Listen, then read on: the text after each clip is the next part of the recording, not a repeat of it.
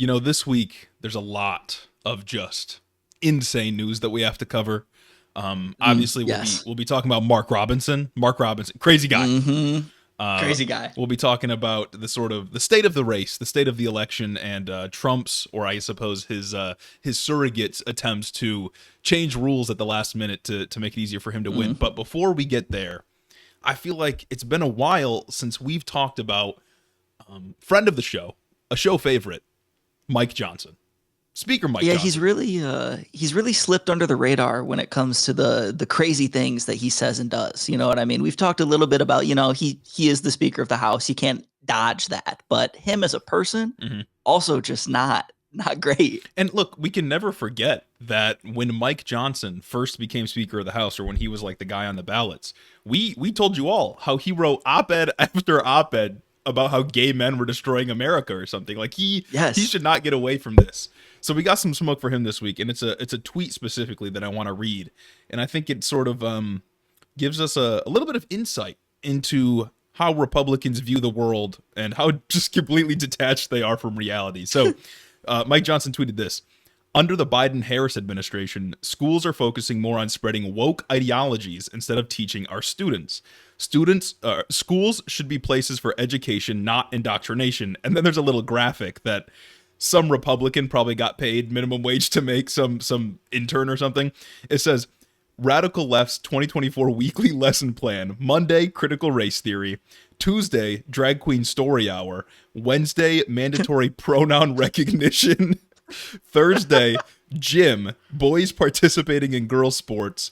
And Friday, pro-Hamas protest hour." That's so good. That's genuinely so good. Like, I can't get over how this guy is third in line to the presidency. Yeah, we don't live in the same reality as these people. Like, what are you talking about? This is a powerful person. Yeah. That even if he's doing this completely cynically and disingenuously, he is using his influence to manipulate people into thinking that this is actually happening. Wild. Like, in a political environment where UCLA, their Board of Regents, just approved more non-lethal weapons for the police in order to deal with these pro-Hamas protests. Come on. Like, and I think it was a New York school, a New York college recently adopted a definition of anti-Semitism that says anti-Zionism is anti-Semitism. And these universities are supposed to be like the bastions of the radical left ideology or the radical left agenda. And to say that, oh yeah, they're doing pro-Hamas support protest hour. What the fuck are you talking about, dog? Literally. It's a drag queen story hour too. Just bringing that one right back. Just bringing that one right back. All the culture wars merging. Critical race theory. I never would have thought we'd hit on that again. They just can't let it go. I know, you brought it back. It's crazy. And then mandatory pronoun recognition. Like, that's the entire day's lesson plan. Whoever got paid, I don't know, $15 to make this over the course of an hour, they should have gotten paid less. They should have gotten paid less. It's bad out here. I usually advocate for higher wages for workers. I can't in this instance. I cannot, in good conscience, stand by this labor. No.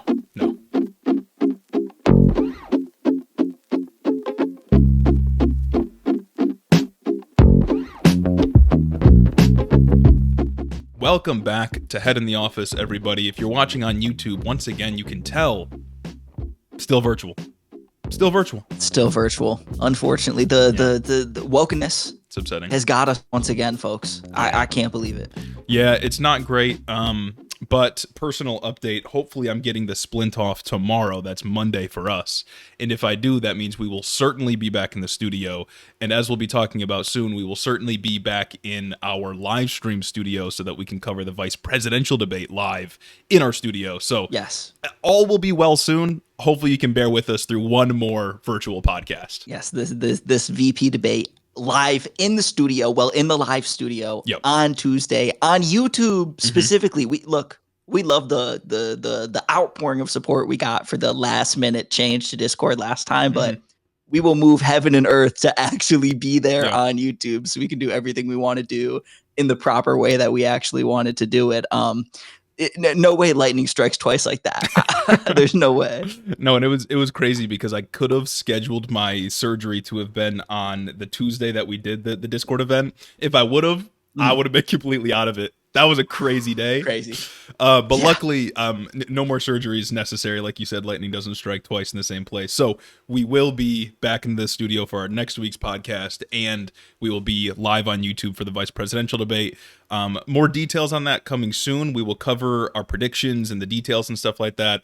But 8 p.m. Eastern time. And I should plug one of our Discord mods, Baja Brain Blast, has offered to do a little pre-show where on Discord. So if you're interested in that, keep your eye out. It'll probably just consist of like playing some games beforehand, maybe chatting about what you expect from the VP debate. We'll pop in if we have the chance. But yeah, if we set up early enough. Yeah, but we will certainly be live 8 p.m. Eastern time for the VP debate. But this episode, obviously, we'll be talking about that VP debate. But we'll also be talking about a slew of election news. We got some messaging from J.D. Vance in the campaign trail that I think is interesting and should be talked about. And then, of course, as we said at the top of the episode, we got to talk about the man of the hour, Mark Robinson. Gooned a little too close to the sun, this guy. And we got to talk about it. I don't even think, we didn't even really get into like the porn shop story that happened like 2 weeks ago, because that's when the elbow break and the COVID really hit us first. It kind of like slipped through the cracks. But he's back in a big way, folks. He's back in a big way. Yeah, and that's important. We also have some geopolitics to talk about as well.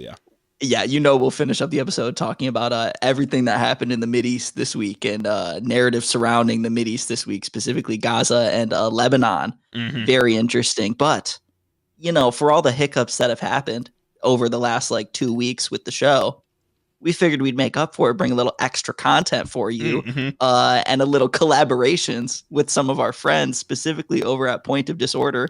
We did another episode with them this week. That should be up on Thursday, right? Yep. The day after this one airs for the Wednesday Weenies. We talked about gender and politics. And so if you want to hear your favorite two quirked up white boys talk about why gender is important in our political landscape, that'll be out on Thursday.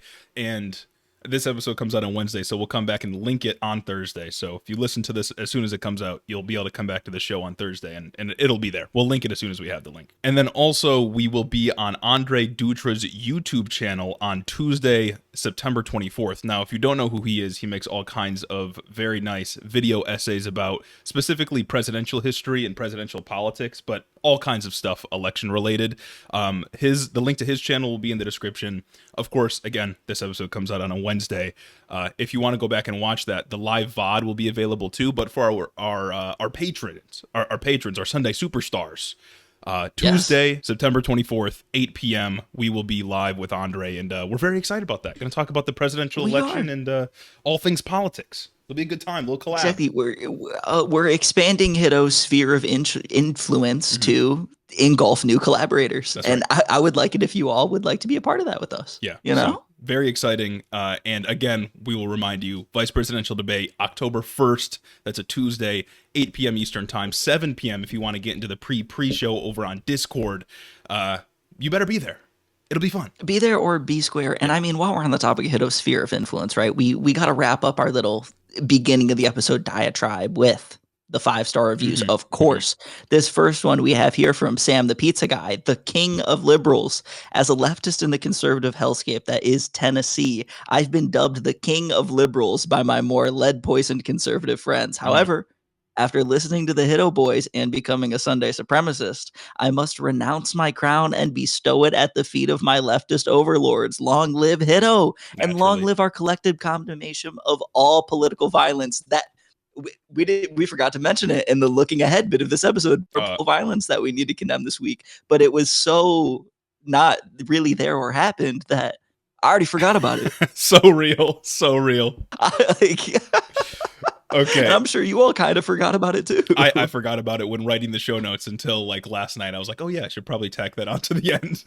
Yeah. Okay. The next one and last one is from Nora Knows What She's Talking About. This pod is a lifeline. Nora says, most important things first, everyone should join the Sunday sermon, and I condemn Hamas and political violence.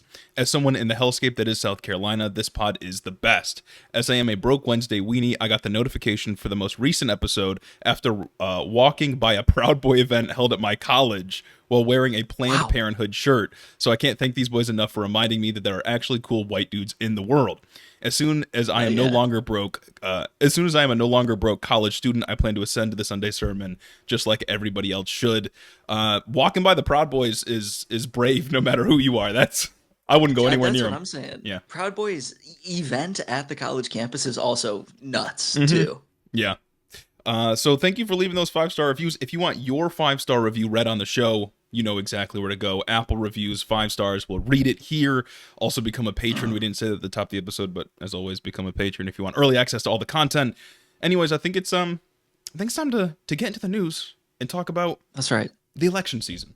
You know, we Exactly. It's time to talk about our favorite people that won't matter after somebody wins in November. Yeah. You know what I mean? And look, I was half considering for this episode incorporating some of the updated polling, national averages. Kamala Harris is pulling ahead in net favorables. Nate Silver's got a new model out and all that stuff, but I decided against it because polling's for the devil. Okay. As of today, recording this, there is 44 days until the election. I think there's going to be all kinds of crazy polls. Just focus on the fundamentals, folks. And that's what we're going to be doing here today. We got to talk about the VP debate. We got to talk about how North Carolina might be a lot easier to win for Kamala Harris, and Trump surviving another attempt on his life, as we brought up on last week's episode. Can't believe it. Yeah, so starting with the VP debate, Tim Walz and JD Vance are set to debate next Tuesday on CBS News, starting at 9 p.m. Eastern Time in New York City. This will be the one and only vice presidential debate and will last about an hour and a half. As of recording this, debate rules haven't been published. I think we can pretty safely assume that they'll be very similar to the presidential debate. Mic's turned off. Yeah. 2 minutes to respond, 2 commercial breaks, that sort of thing. Although I don't anticipate, because it's JD Vance and not Donald Trump, I don't anticipate the rules having that much of an impact here. The rules were meant to restrict Trump. JD Vance can control himself, even though he's just as much of a demon, you know.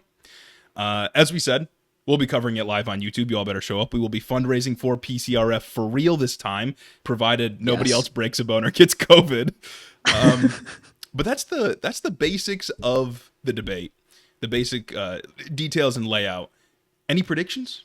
This one feels harder to predict. I think it also feels harder to predict, but 100% we are getting questions targeted towards JD Vance about the Springfield, Ohio Haitian immigrants eating dogs and cats story. Yeah. There's no way. It became like the national story after the last presidential debate. Well, not story, but the national thing. That was what was memorable about the debate. Like, there's no way we don't get a question about it. Yeah, they definitely have to bring that up. But I am wondering how Tim Walz is going to do here, because when Donald Trump brought it up, it was still a pretty fresh story at that point. So maybe she wasn't prepped on it. Yeah. Although, you know, that's a commentary in and of itself. But when Donald Trump brought it up, she kind of just said, same old playbook, nasty diatribe, then she went on off her own tangent. I think the important thing for Democrats to do now, and Kamala Harris is kind of doing this, is bring up specifically how it is a pogrom against an ethnic minority in this country, and that it's being directed and potentially will lead to violence, and it's being directed by Donald Trump and JD Vance. I think you should pin them on that because it's an easy win, and it doesn't take very much. And I hope Tim Walz is able to do that. I don't know how he's going to perform, but we'll see. Yeah. I feel like a lot of this is just going to hinge on Tim Walz's ability to, I guess, rhetorically tackle anything that JD Vance says, because JD Vance will put himself in a corner. Like, every time he has been asked about how he has knowingly lied about the Springfield, Ohio story about the Haitian immigrants and their cats and dogs, he has deflected and said, well, I lied because I needed to get people to pay attention to what immigrants are doing here. That is such an easy layup. Tim Walz, there's so much room that he has to get in and sink the attack and label them as just these vile people that are creating vile misinformation about people who are here legally, about legal immigrants. Yeah, and how that's wrong, and we shouldn't tolerate that. I think it's just hard for me to tell, because Tim Walz has been good on the stump, but being good on the stump doesn't necessarily mean you'll be good on the debate stage. Like, Kamala Harris is great on the debate stage, but is kind of boring on the stump at this point. So who knows, right? It's hard to tell, and a lot of it does hinge on Tim Walz. But I'm hopeful. Sort of as you were alluding to, JD Vance is definitely going to play into the immigrant stuff, which is tied very intimately with his economic populism. You know, the whole thing where it's like, you know, you were better off 4 years ago, prices are too high, immigration is causing inflation, raising a family is too expensive, and that kind of thing. And to me, that is like the most annoying message from JD Vance, because first of all, of course, he doesn't care right? Like he missed the vote on the new child tax credit that he's currently campaigning on right now. He didn't vote on That it in the Senate. he could introduce it. He could introduce a new bill with a new child tax credit just standalone, but he won't, despite his espoused support for it. Yeah, he didn't vote for the bill. He didn't introduce the bill. He hasn't introduced any bills that he's talking about on the campaign trail. He's got one of the lowest ratings from the UAW. He doesn't care about unions. He said blatantly, like, if unions aren't going to support Republicans, why would we support them? Obviously, he's lying, but the issue I think that Kamala Harris is running into is that when he talks about people are struggling, people can't afford groceries, rent, and so on, he's touching on a real issue. Like, people are indeed struggling economically. It's just, I want Tim Walz and Kamala Harris to start pointing out that people are struggling specifically because of people like JD Vance, people that made a fuck ton of money in these multi-billion-dollar industries that get away with not paying their taxes and lobby the government to not actually invest in the working class. But I haven't really seen that argument made succinctly. Maybe Tim Walz can do it because he's basically a communist at this point, but we'll see. That's true. That's true. No, I do think this debate will be interesting just because, like, JD Vance is kind of what people pretend Kamala Harris is. Everyone loves to pretend this election cycle that Kamala Harris can do whatever she wants, that somehow the vice president can institute an agenda and get policy changes done. JD Vance is the person right now who is a sitting senator, who is out there on the campaign trail talking about these policies that he wants to do, yet he could introduce them right now if he wanted to. Yeah. He is that person. And Tim Walz is also that person in a way, but kind of counter to JD Vance. These are the two people who actually kind of hold current real power that can manifest itself in change. And they can talk about that. And Tim Walz has the opportunity to highlight that, how he has used his power to get free school lunches. And JD Vance has used his power to not fucking do anything. Yeah. Yeah. And like, it's the thing is, like, Tim Walz is the universal free school lunch guy. Like, that's probably his landmark policy. Some people would say it wasn't just him. It was also, the Democratic Party in Minnesota, whatever. I don't know why they're not running on that. Like, that is an insanely popular policy. They've got other popular policies. They're running on abortion access, which I think the rhetoric's been really good there. She's got some economic populism where she talks about, like, the $50,000 tax deduction for new small businesses, or the expanded child tax credit for people who start new families. Like, that sort of stuff is good. But why aren't they running on, like, the universal free school lunch thing? That impacts, like, everybody with a kid. I don't get it. And it's just good policy. I feel like most people, except for Ben Shapiro and just outlandish right-wing pundits, are pro free school lunches. I think most people would appreciate not having to pay damn near $5 a day for your kid to go eat lunch at school somewhere they have to be for a lunch they like have to pay for. Yeah. That is practically more money in your pocket. That is a policy that practically functionally saves you on groceries every week. Yeah. If you don't have to pay that, $25, 25 extra bucks a week, that's 25 bucks in your pocket as a family, depending on how many kids you have. Say you got 2 kids, that's damn near 50 bucks a week. Like, yeah, and it's not like that's one of those policies where she can advocate for it without it pissing off capital interests too. Like, I don't think that there's a big corporate stake in ensuring that public school lunches are still paid for by families, you know what I mean? Whereas if she were to talk about, like, Medicare for all, for example, there's obviously an enormous capital interest in making sure that stays privatized. It seems like an easy dub, and I don't know why it's like absent on her policy platform. But I don't know. Hopefully Tim Walz brings that up. I feel like it's one of those things that could be reasonably brought up by the moderators. I don't know how they're going to handle it. The moderators overall this election cycle have been a bit more smoky in their questions than I thought they would be. And I appreciate it to the extent that they should be able to contend with these things. What I don't appreciate is that our candidates have not necessarily been able to contend with them to the best of their ability, I think. And I feel like free school lunches could be something that's reasonably brought up. Yeah. Immigrants and specifically Haitian cats and dogs will be brought up. Like, no doubt in my mind. I'm staking the pot on that. You know what I'm saying? It's got to be brought up. It has to be. I'm not sure exactly what else other than broad, what are you going to do to make groceries lower policies will be brought up, though.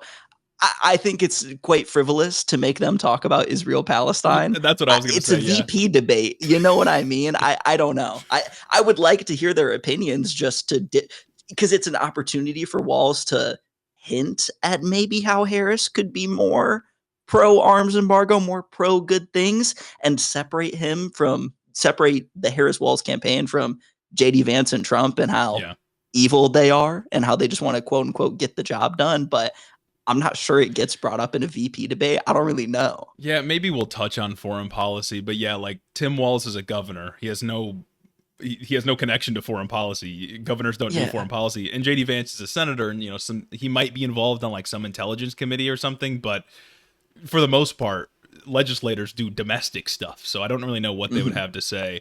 Also, like, VPs don't policy do anything. VPs don't do anything, but foreign policy is just such an afterthought in the presidential debates themselves. I'm not I'm not risking it, staking anything on the idea that they'll talk about it meaningfully at the VP debate. Yeah, I have a feeling building a bingo card will be tough. This time around. Obviously, we'll have the help from our wonderful audience who will show up and watch it live with us. But I don't know. The most bonkers things I could think of is like maybe JD Vance will bring up Walz's family voting for Donald Trump.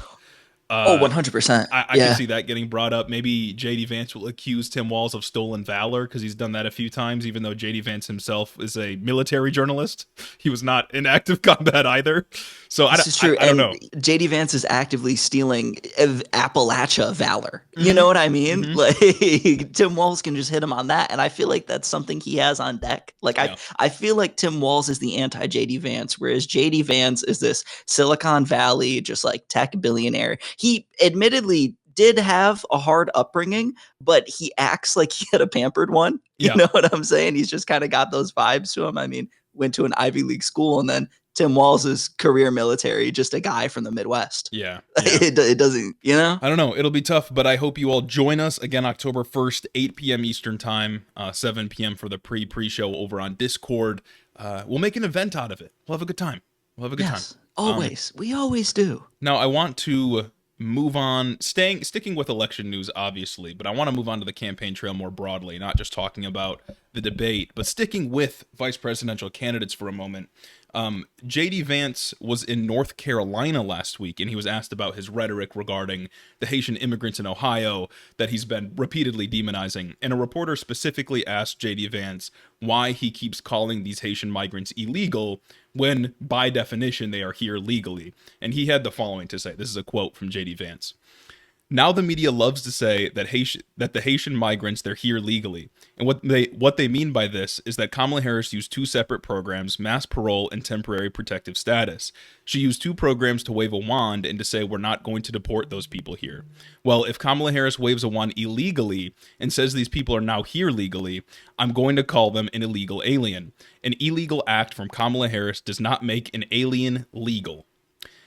So I think I bring this up because I think this marks an important shift, right? Republicans are no longer simply demonizing illegal immigrants as they have been for quite a long time.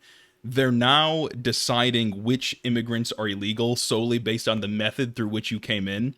So if they don't like how you got here, even if it was through a legal method, as these Haitian migrants came in, then you are illegal to them and you may face deportation. And I feel like that's a very important shift to note. Like that's exactly what he's saying here. I feel like that's important. And it's crazy because just speaking on that and this focus on like how they don't like how you got here, and that's what's determining whether or not you're illegal. He's saying in the quote that Kamala Harris and every time he says Kamala Harris, he just means the Biden administration. Yeah. That the Biden administration is waving this wand of amnesty. Yeah. Because they can. That's something that's fully enumerated in their presidential powers. Like, yep. We don't live in the same reality as this guy, and no. He's just damn near the most brazen liar in the fucking party. Yeah, and to be clear, as I said, the Haitian immigrants are here under temporary protected status granted by the president, so Joe Biden, not Kamala Harris. But either way, Biden administration, sure. But like you said, it's a legal designation the president has the power to give, and by word of law, like by definition, it is legal. He can take issue with it. He can say it's a bad policy. I don't think that it is, but he could make that argument, and we couldn't say by definition he's wrong. But he's saying they're illegal when objectively they are not. Like it's simply not the case that they're here illegally. And him saying that these legal immigrants, people that are here, I think Biden extended it to like February 2026 is the point at which their residency here would expire. For him to say that those people are illegal is to say that they are doing something criminal, and I just have to feel like the purpose of it is to direct violence and hatred towards them. And that's bad. I'll say that's bad. Absolutely. And it is just categorically false that what Biden did by granting them temporary protective status is illegal. Yeah. It's just not true. Yeah. Come on, man. Yeah. Putting it simply, it's an admission that no immigrant is safe, regardless of if you are documented or not. If J.D. Vance or the Trump administration, if they're to win, if they don't like how you got in here, you might have to face deportation, regardless. It just doesn't matter anymore, which is what we've said their end goal is for a while, but now they're just explicitly saying it. And I feel like that's and it's notable. Just fundamentally like Nazi rhetoric. Yeah. Like we're getting to a point where their genuine policy platform is so mask off, but like half the country supports it. What are we Yeah. What are we doing? Do you ever think, I want to buy my way into heaven? Always. I want to buy my way into the good graces of the people that I'm listening to in my ears right now. That's right. You can do that if you head over to patreon.com/headintheofficepod. And not only will you be supporting the show, not only will you get early access to all of the content that we produce, but you'll also get an ad-free experience on the Patreon every Sunday, every time we release an episode. You'll be able to pull up to the sermon on Sunday, on the Lord's Day, to hear the gospel as it's spoken. Yeah, no more being late, no more interruptions mid-episode if you're listening to this ad right now. Exactly. It's on patreon.com/headintheofficepod. It's one of the best ways to support the show. It's one of the longest enduring ways to support the show. Help buy a pass from all the sins you've committed. Start coming to church. Yeah. And we can get things going. Yeah, that's only if you head over to patreon.com/headintheofficepod. It's in the description. It's there for you. Staying with North Carolina for this next section, though, and mask off. Yeah, this is beyond parody. This one is 100% beyond. I don't know if you have that button in front of you, but just imagine the whimsical little. Let me see. I think it's this one. I don't know. I can't hear it right now with our setup we got going. That's the one. Yeah. As we have covered on the show before, Mark Robinson is the current lieutenant governor of North Carolina and the current Republican candidate for governor in the state this year.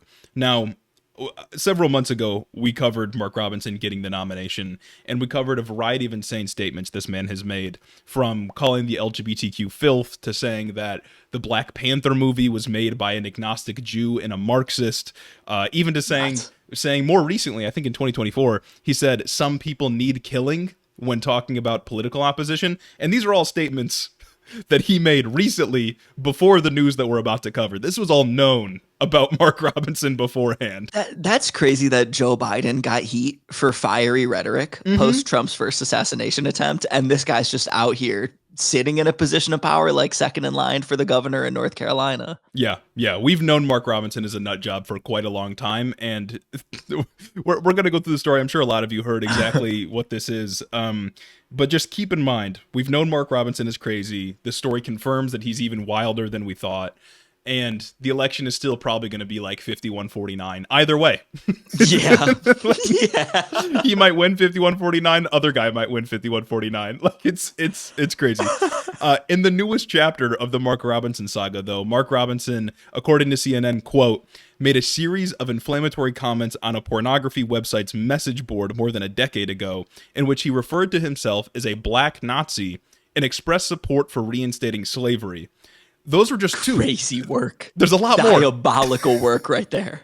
There's a lot more here. And I don't know how many of his comments I can read without YouTube trying to take this down. So I'll play some of the greatest hits and just know that I'm sanitizing some of this language.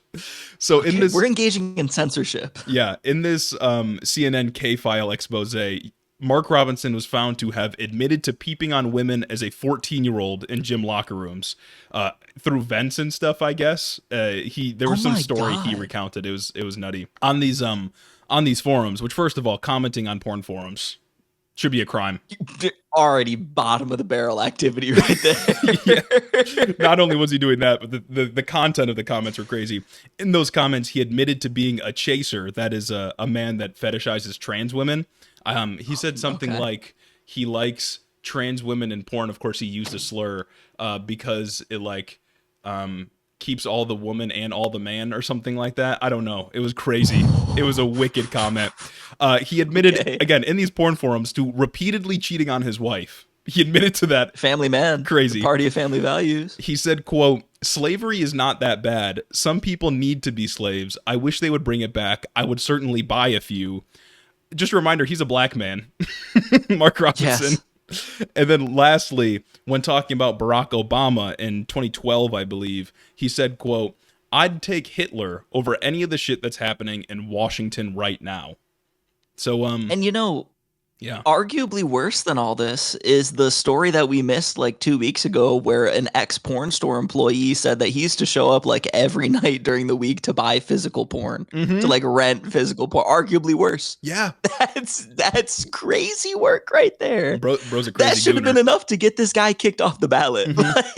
This is Mark Robinson is the same guy that Donald Trump said was Martin Luther King on steroids. He called him Martin Luther King times 2. Genuinely, what are we talking about? Like, do Republicans not vet any of their like statewide candidates before running them?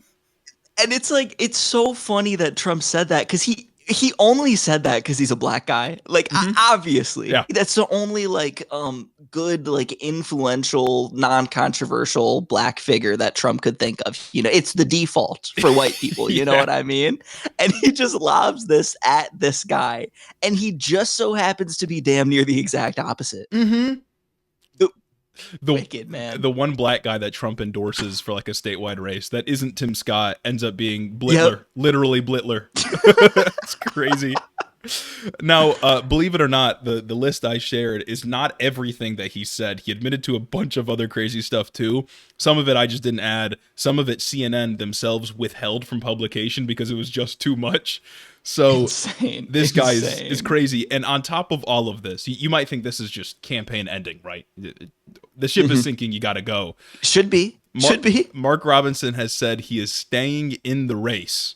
And that all of this is just a bunch of lies. It's a bunch of, I think he called it like tabloid nonsense or something like that. Tabloid fake news, something along those lines. That's crazy. Because it's like, if you're going to a porn store and physically renting porn, I'm believing all of this. Like that is like you've hit the lows.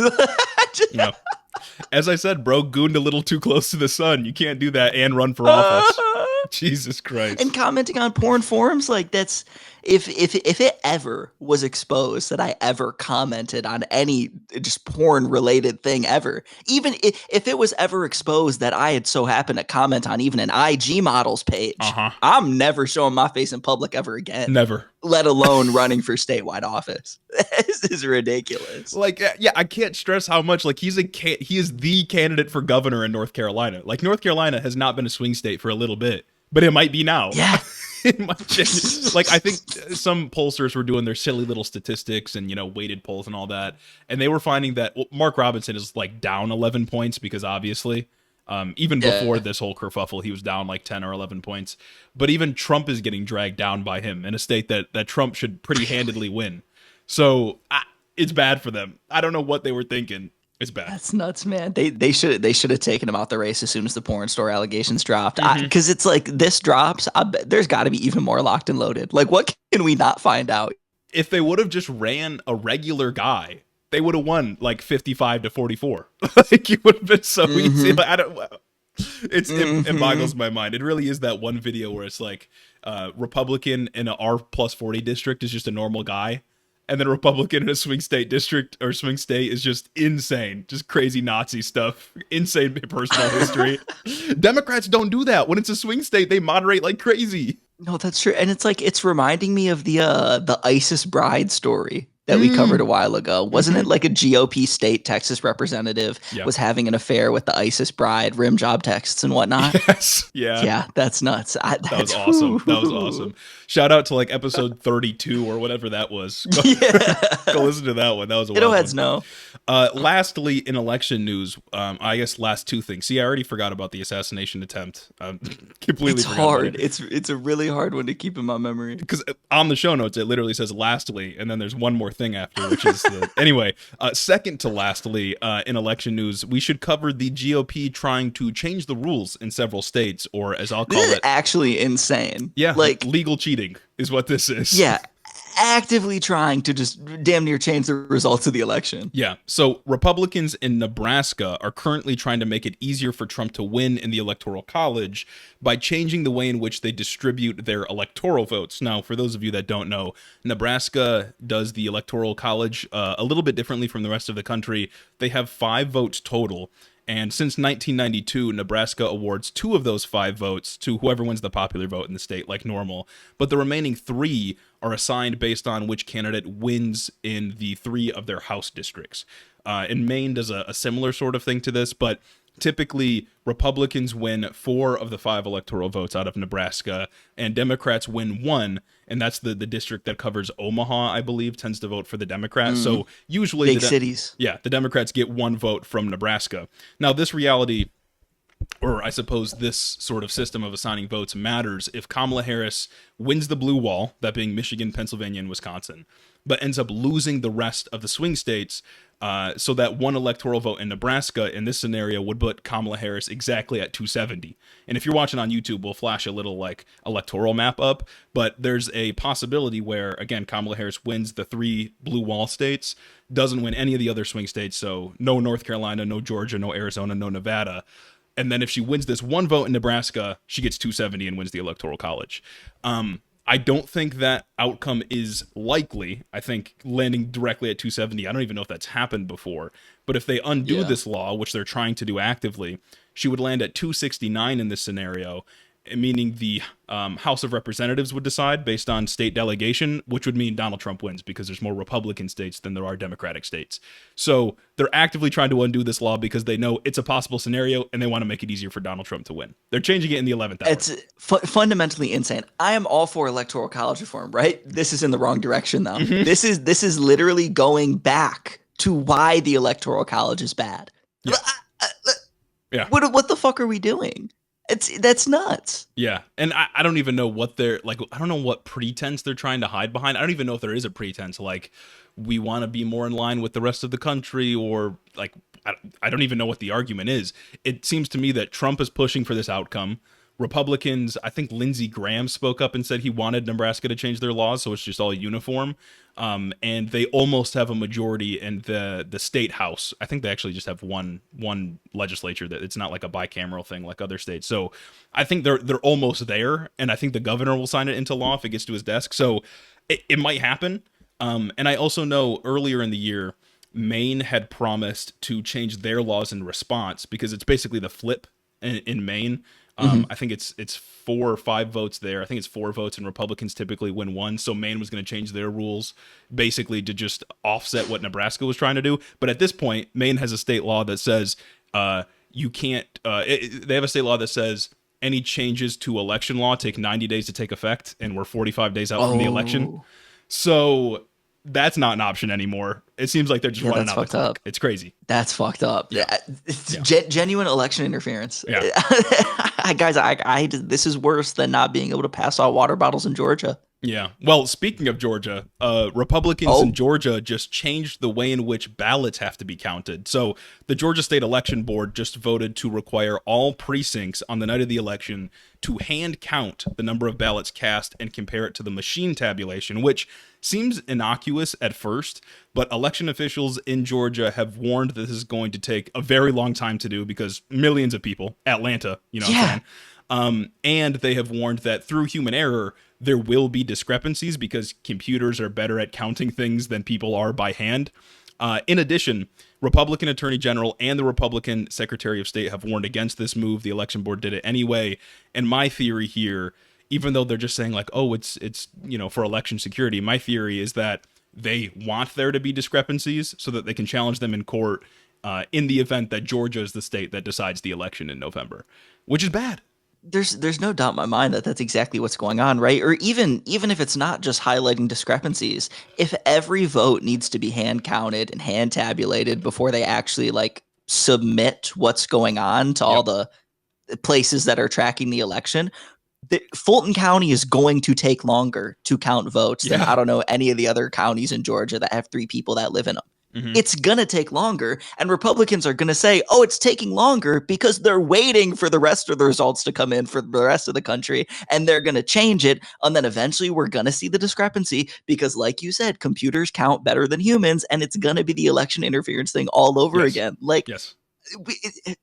This is they're either Georgia just one-upping themselves. They're either doing it because they want discrepancies, or like you said, because they want it to take a long time so they can say, oh, the ballot dump is happening, when it's just, no, you changed the rules so that they had to take longer to count the votes. Like, that's the reason it's happening. It's bad. Oh my God. It's really bad. So 2020, the election didn't come down to Georgia. It just happened that Biden won Georgia. He didn't need it to win the Electoral College, but you could imagine a scenario where Kamala Harris, for example, doesn't win Pennsylvania, so Georgia is the one state that decides the election. And if it is, you better believe Republicans are going to try to take it away. So that's not good. It's not good. No, that's not good. That's not good. It's just I don't even know how else to describe it. I can't believe we're still talking about election interference and stop the steal and stop the vote or stop the count, keep the count, go like. Yeah, I can't believe so many Americans genuinely took what happened in 2020 or how the Republicans framed 2020 seriously. Yeah. Now, luckily, I don't know about luckily, maybe fortunately, I don't know. I feel like if on election night Kamala Harris wins Michigan, Wisconsin, Pennsylvania, the electorate probably came out in such a way where she likely wins Arizona and Nevada as well. I don't know that we get like a blue wall and then she somehow loses Arizona. That feels unlikely to me. I'm not a pollster, obviously. I don't know. But I feel like if we have an electorate that Democratic leaning, then we're probably going to win Arizona. But you can imagine a case where she doesn't and she needs Georgia to win, or she needs the one vote in Nebraska to win. And they're trying to take away all possible avenues to victory for her, which is bad. I don't like that. I especially can't see, just like speaking to Arizona, that if we win the blue wall, we lose Arizona, considering that 2 years ago, Arizona voters rejected the chick that should have been VP. Kari Lake. I can't remember her name. Kari Lake. Yeah. Like I feel like they're not. And she's the one running for Senate. They're not right fucking now in Arizona. Exactly. So she's already losing. She's already John James of Arizona. Yeah. I don't know. I don't see that being a possibility either. Yeah. Now, the last piece of election news here is the second assassination attempt. And look, I'll just say that the second Trump assassination attempt was so mid and just uninteresting to me that I almost forgot to include it in the show notes, like we said at the top. Nobody cares anymore. Nobody cared about the first one after a week, and nobody cares about the second one. It doesn't matter. Nobody cares anymore. Well, I think it was just like uninteresting to the media as well, which is the exact opposite of what I thought it would happen. Obviously, they dragged coverage on the first assassination attempt, as you should. The first one in like 40 years, like, yeah, that's a genuinely historical moment. But this one's like the first one in 8 weeks, and nobody gave a shit. Yeah, you didn't get your Dateline specials about this one. You didn't have David Muir breaking down what was going on for like a full hour. It didn't get the fanfare the other one did, and I guess it's because it was stopped. You know what I mean? That automatically makes it less interesting. Yeah. But it is kind of crazy that someone tried to do it again. Yeah. Someone tried to do it again. I think it's so hard for Republicans to, like, I don't know, spin the narrative on this one, because like you said, he didn't actually get any shots off. The Secret Service stopped him before he could do anything, which good on them. But also at the same time, dude's politics was very confusing. This was the guy was like, you found it? Yeah, this guy was like a pro-NATO, pro-Ukraine guy, but he was also trying to get Nikki Haley and Vivek Ramaswamy on the presidential ticket for the Republicans. So I don't know what this guy believes in. He was completely all over the place. Well, when Nikki Haley said a win for Russia is a win for China, that really resonated with him, and he couldn't stand by.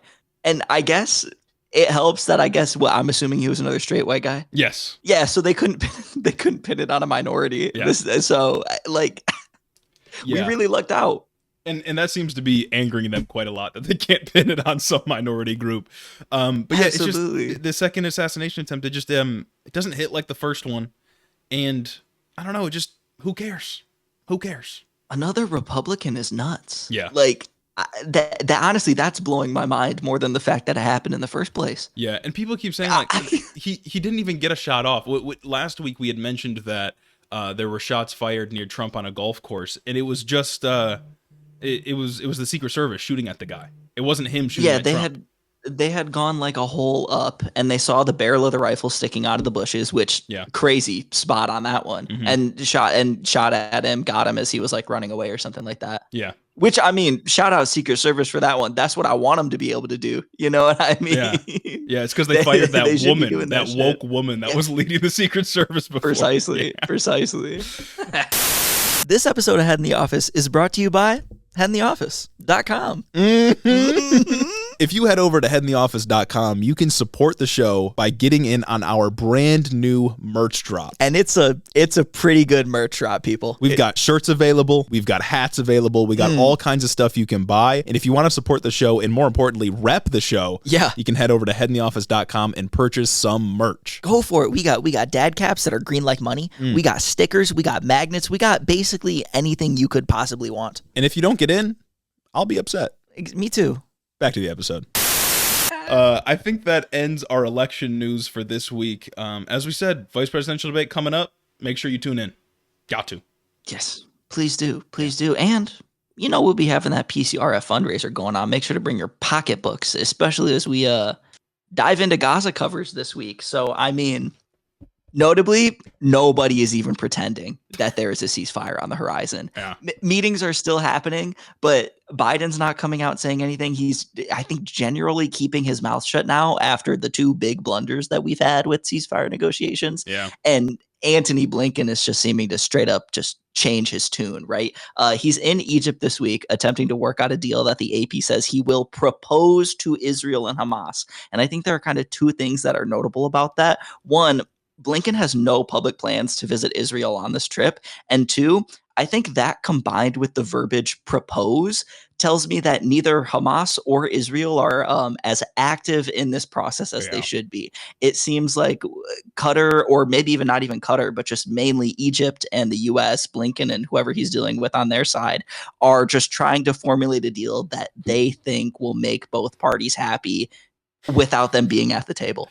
And that's kind of asinine. And I guess that just tells me that this will go the same way that every other proposal is going. Yeah, I'm guessing that there was like no information on what the deal actually is because the State Department never tells us anything. So, basically, I think I had read in one of the fucking billion articles that I read about it this week that we're still not releasing details because we would think it would upset the sensitive process of negotiation. Of course. John Kirby, he's got his arms outspread like oh my goodness, man, just all over the State Department, refusing to let them tell us anything. Once again, if it's Netanyahu and the IDF stated position that they're only going to stop the war if Hamas is completely eradicated, then there is no grounds upon which to negotiate at all. So unless Antony Blinken's proposal includes we're going to murder all the Hamas guys or the Hamas guys are going to kill themselves or something, it doesn't seem like Israel would agree at all because they've shot down like every other deal. So Netanyahu has pledged total victory. Yeah. Total victory is not I'm going to leave the territory and let you do whatever you want now. Total victory is not two-state solution. You know what I mean? So it's kind of the conditions here are untenable to a deal. And the fact that we're not even talking to Israel on this trip or not visiting Israel on this trip, meeting with their people, I don't think that tells us anything. And media hasn't even pretended to be optimistic about this time. So I guess that's something to appreciate. I don't have to try and sift through a bunch of flowery rhetoric, just giving me the runaround. And I guess more broadly, that kind of lack of optimism is representing how I think America, as in like the State Department's tune, is starting to slightly shift when it comes to the conflict. And I think things are starting to align in a way that I don't want to get too ahead of myself here, but I think things are lining up in a way that would point towards a separation from, not a separation, but a pull back from how close we are with Israel. You know what I mean?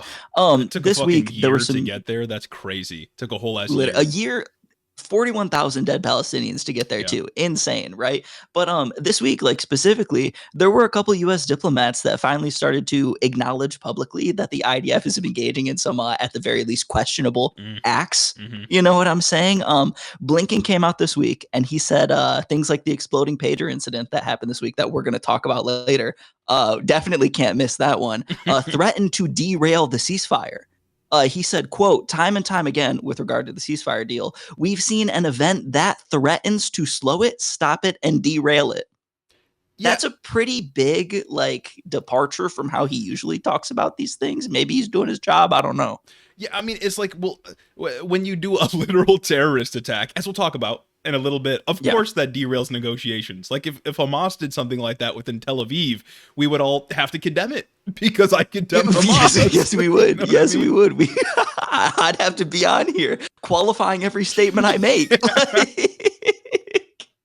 Even Blinken. Yeah, even if those those pager things or cell phones, whatever, even if they were purely on IDF members, even if IDF members were like the only ones to get hit, everyone would be talking about like, well, what if they were driving? What if they were in an airplane? What if they were with their family? Yes. Like, what are we talking about? Nobody cares. Yeah.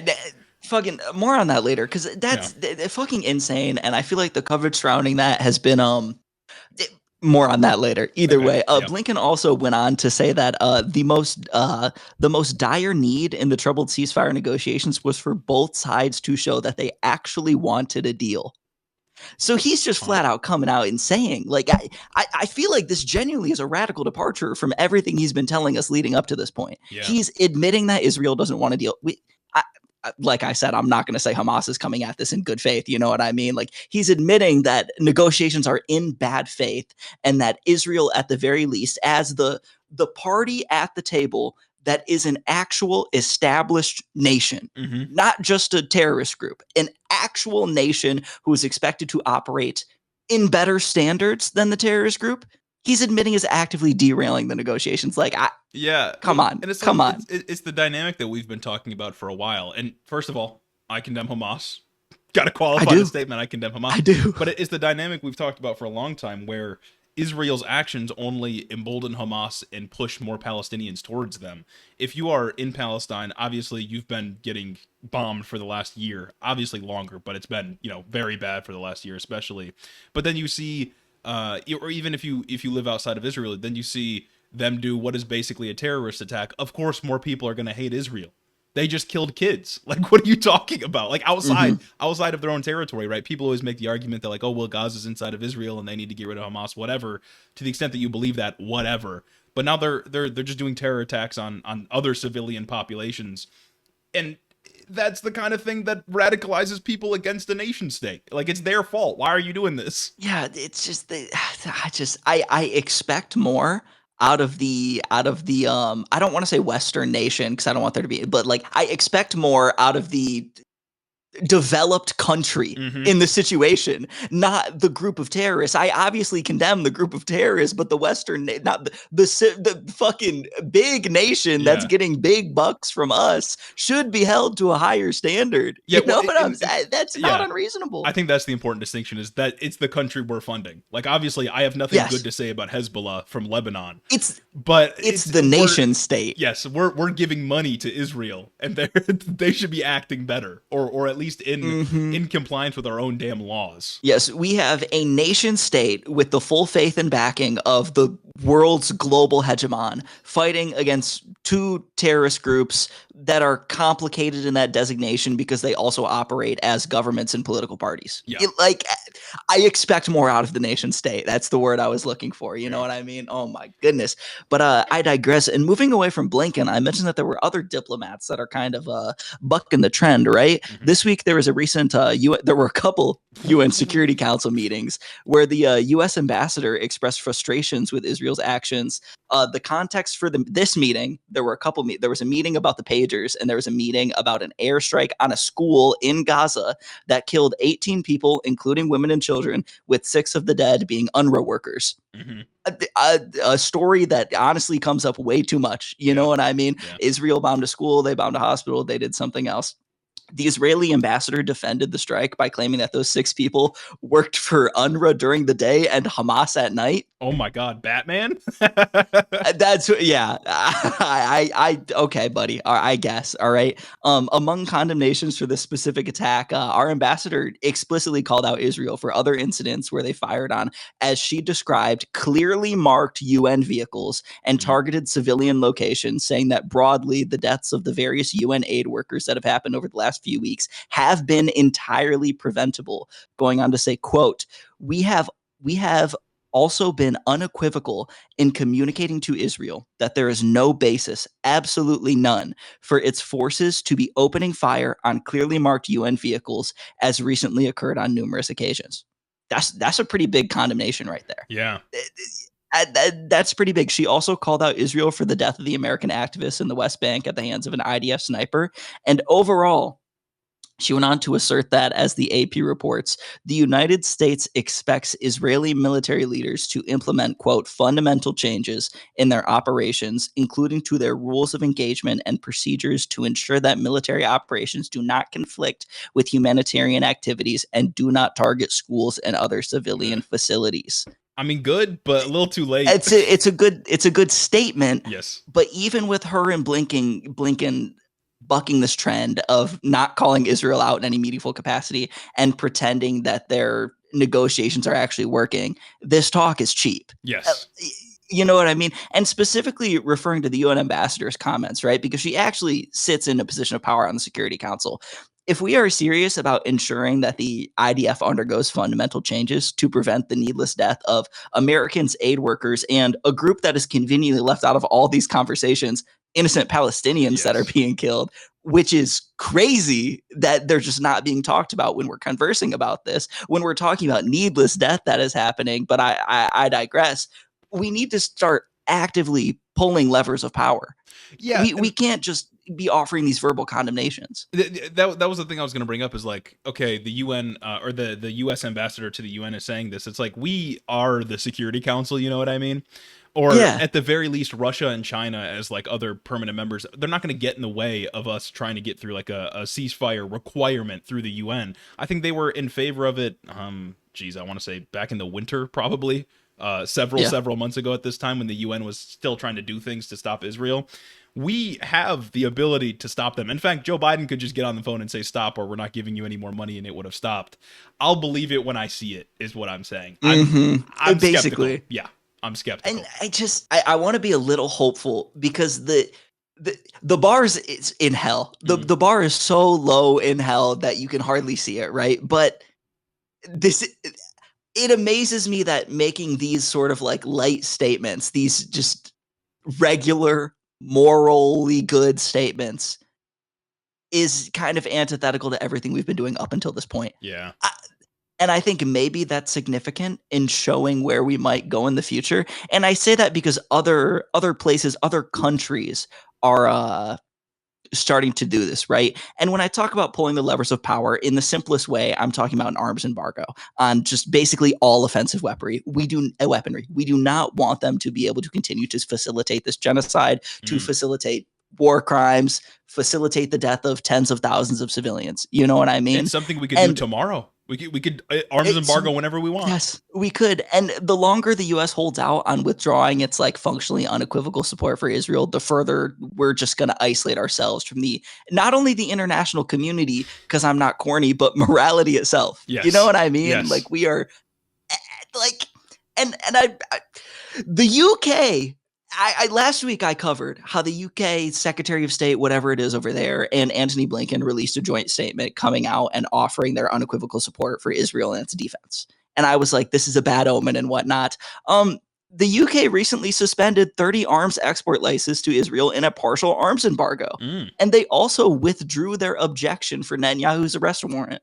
Oh, wow. Yeah, and that's what happens when you vote for a good party. Labor won, and now things are changing.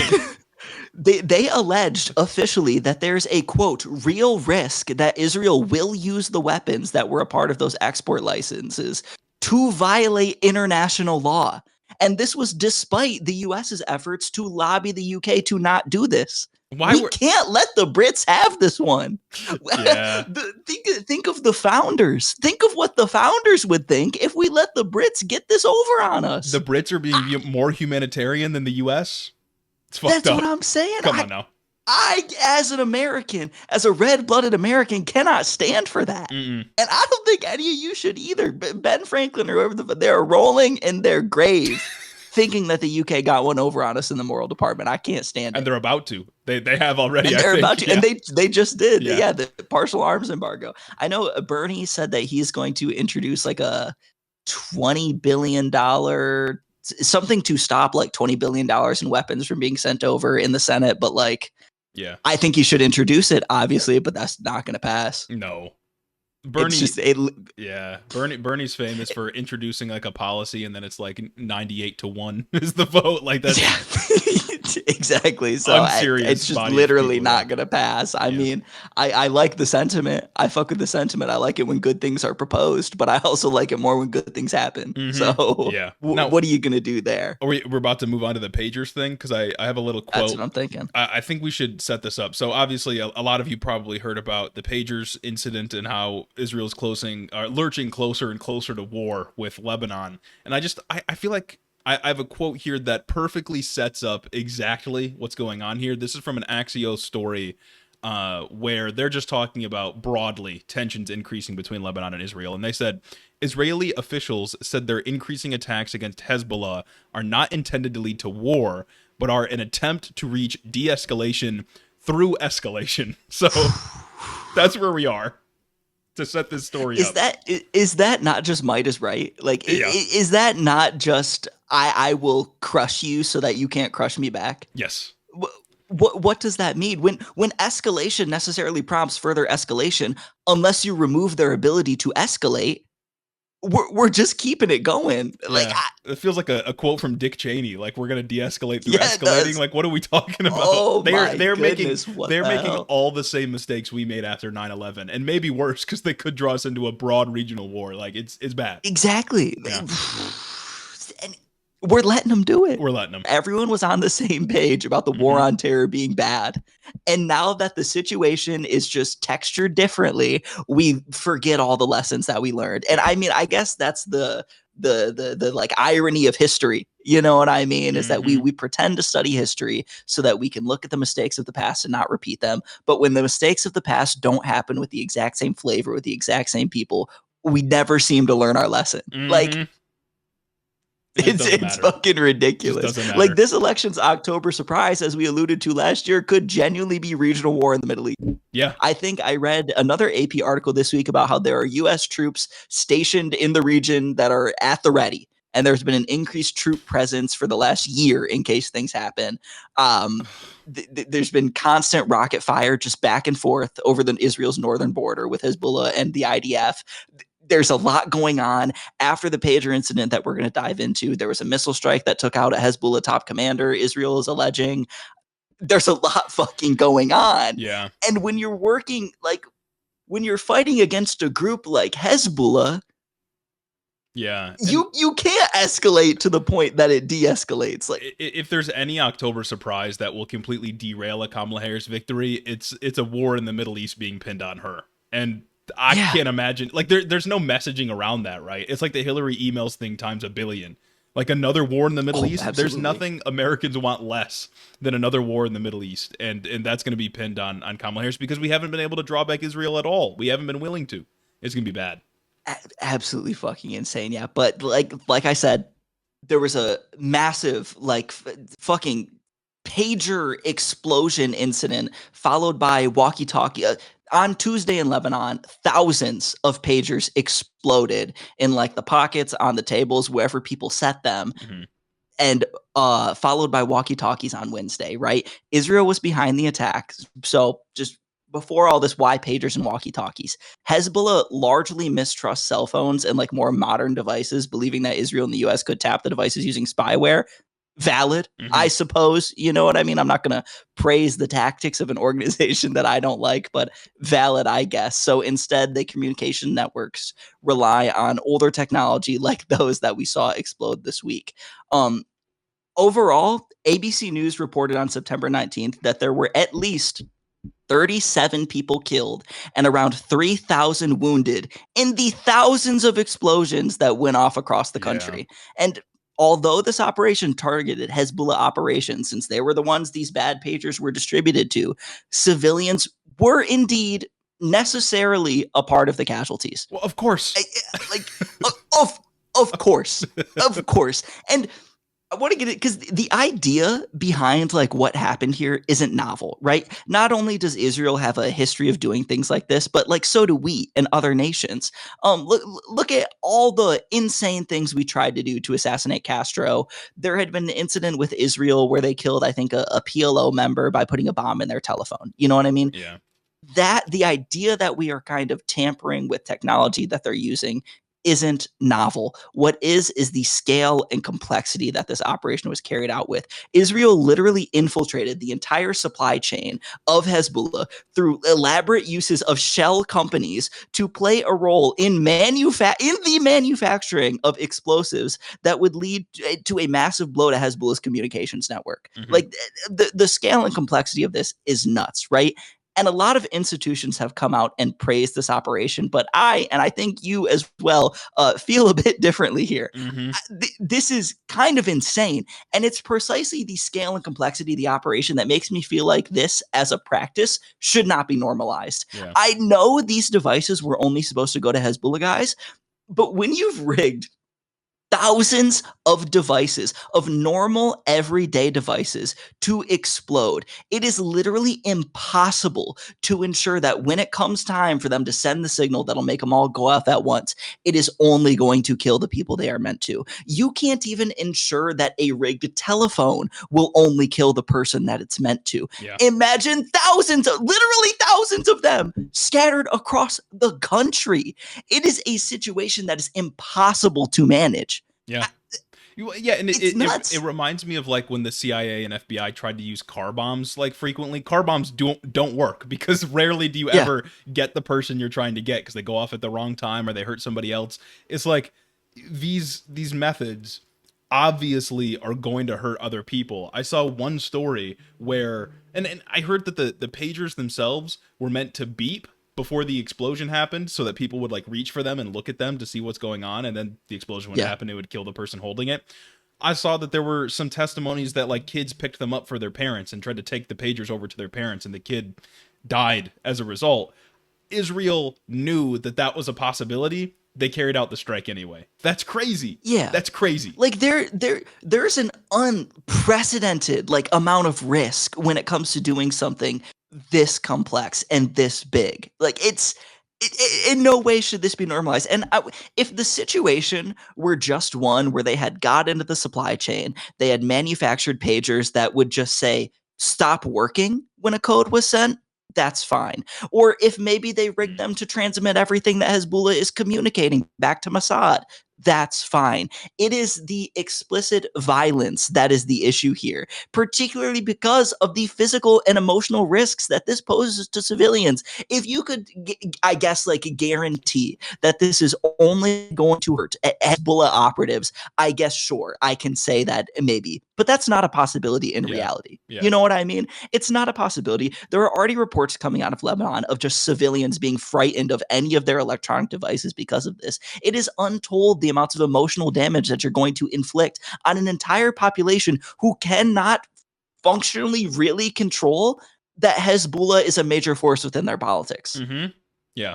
And I feel like they often because I saw like Ben Shapiro talking about how this was like a fantastic thing and how Israel is so smart for doing this. It's like they forget that countries like Lebanon are countries, like they're nations with people and civilians and innocent bystanders. Like if you do an airstrike or a targeted covert operation like this one, you're gonna kill innocent civilians, and that's never justifiable. Like it's not just one of those where it's like, oh, it was an accident that civilians got killed.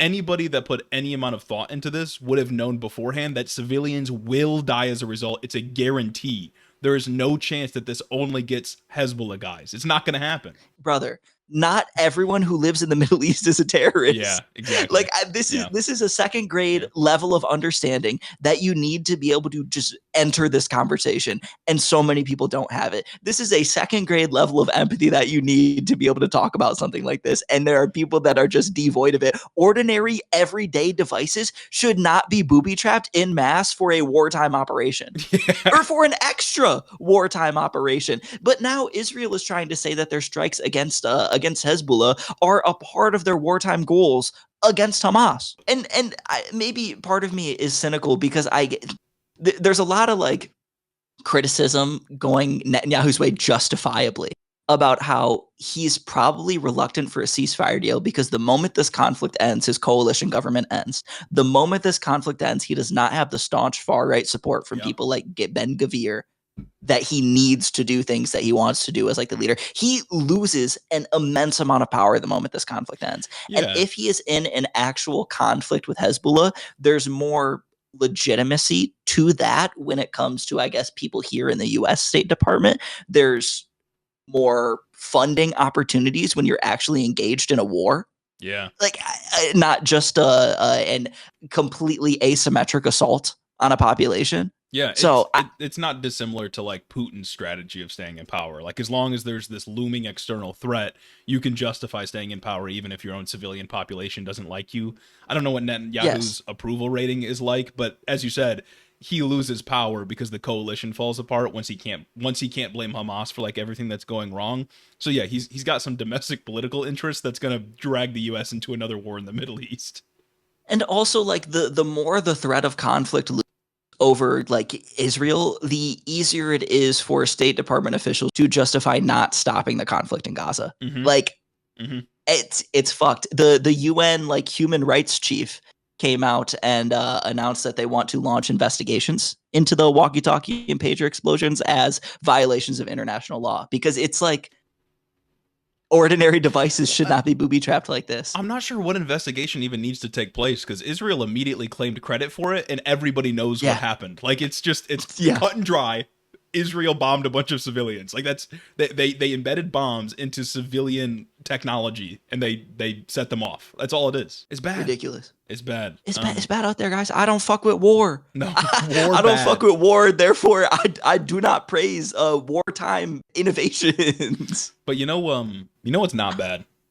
What's not bad is the beautiful people that make this show possible. That make it so we can take 2 episodes to do a virtual pod rather than come into the studio, and they're okay with it. They love us for it. In fact, they're glad that we can tough it out, and they're also glad that because I just had my elbow surgery, that hopefully neither of us even have the possibility to get drafted when we eventually go to the Middle East again.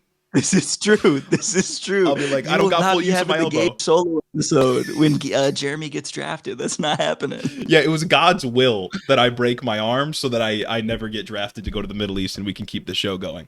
So thankfully, the silver lining to all of this is that when Israel drags us into a war with Lebanon and the other major powers in the Middle East, neither of us will have to be over there. We'll still be yapping into these microphones. Exactly. Anyways, I think it's time to get out of here and thank these patrons. I think so too. Special thanks to Caden Crow, Lord Tau the Radiant, Chris the Postman, Christy Beck, Dylan B, Andrew Harris, Mike Chaplinsky, Mattias T, Omar Zuno, Clayton LaFed, Mark Yeager, Caleb Joy, Rich Taro, Tari, Gavin Mayer Maldonado, Hunter W, Fergalaki, Max Vezquez, Jacob Rogers, Colin Newberry, Fixer Punk, Jim Egbers, Jeff Muzzy, Bagel Burrito, Cincy Alex, Joe Stenstrom, Adrian Sandoval, Chloe Samsico 1, Colleen Cutsfer, Yuck, Jennifer DeVoe, Big Bird, Teddy Crawfish, and Benneth Bennington III, Alexia Benanti, Nietzsche, Big Booty Beatdown, Sam Maloney, Two-Headed Boy, Ben Shapiro's boyfriend, Ted Cruz's boy toy, Dictator Jace, Luke O'Shea, Cucker Tarlson, Danielle Jackson, The Word of Microsoft, Jennifer Science, Aaron and his Gundam Gundams, Darth Father, Taylor for Content, Corey Chambers, Ellie N, Devin Hatchard, Retro Mondo, Emma the Dew Slayer, Veronica aka V, Raxon, Ass Smith, The Grotler, Flower Clown, Beetlebugs, Murder in a Trench Coat, Lonnie Rogers, Slavic and Sapphic, Casey Lynn Kelly, Snake Eyes and Hope of Giants, AK Ghana, Aquana Don, Zach Lantian, Info Russell, Austin Greif, Marcus Corbett, Caleb Roper, Taylor Rensock, Cammy, Tylen Freeman, Steak Daddy, Tay, Isaac Hodges, Madeline C, Kayla Lowe, Anna Volinick, KCC, Say Yes to Wes, August, Particular Pikmin, Sir Capalot, Jeff Signs, Howard the Duck, Brennan is Egg, JR, Drew Batchilder, Froggy Gumdrop, Zen doing their best, Jackie Boy, Shameless, Coherent Babbles, Sasha, MJ is Sharp, Michaela Muncie, The Walls 3000, Jared Finch, Tactical Snowflake, Son of Vander, Vanilla Bryce, Chris T, Kishan Lala, Amanda R, Hanky Panky, Tyler J, Damian Blues, Ashley White, Dick Cheney and 3 Inch Heels, Lalo Valesco, Particulon, Memfrez, Gorgeous Girl Mukes, Lauren, Unchrestmatic Boar, Sasquatch, Rhonda Stiletto, Midwest Marxist, Joe the Mailman, Gary from West Michigan, Shawnee GG, Juniper Not Jupiter, Stacked Crabs, Patrick Simpson, I Crowley, Urban Peach, Lord of Forlorn, Holt Forsyth, Dialectic Dreamer, Kevin Kasaya, Schnoodle, Booty Snakes, Erica, Krusty Krab, Dew Fairy, Chelceratops, Austin Lima, Lane Waltz, Azim Fidah Hussein, Brooklyn G, Noverk the Dastardly, Goldthorn, Addie Book, Merlin, John from Houston, and my mom. Thank you all so much for supporting the show on Patreon. Remember, extra Hiddo content coming to you this week on Tuesday and on Thursday. In addition That's to the 3 days of Hiddo in a row. Exactly. Tuesday will be live with Andre Dutra on YouTube. His link will be in the description. That's Tuesday. Thursday, Point of Disorder, and Wednesday, of course, regular podcast. But if you already know that because you're listening to this right now. Exactly. And if you are listening on Wednesday, the Andre Dutra interview happened yesterday. Check that out right after. Check it out. Of course, live on October 1st. This is the last episode releasing before that date for the public, so make sure you show up for that. And also, our next round of postcards should be here sometime this week. We got the designs in. They should arrive and be physically in our hands pretty soon. So expect those to be sent out at some point. I think last time we sent them out like August 1st. We might be a little bit late this time around because of all of the things that have been going on, but you will get your postcard sometime in the month of October. So we're trying to stay good on that bi-monthly schedule. But just know that's all coming, and check it all out. Check it all out. Exactly. Go for it. You know, lots of content coming. Y'all been begging for it. So we had to oblige. All right. Thanks for listening, everyone. Have a great week.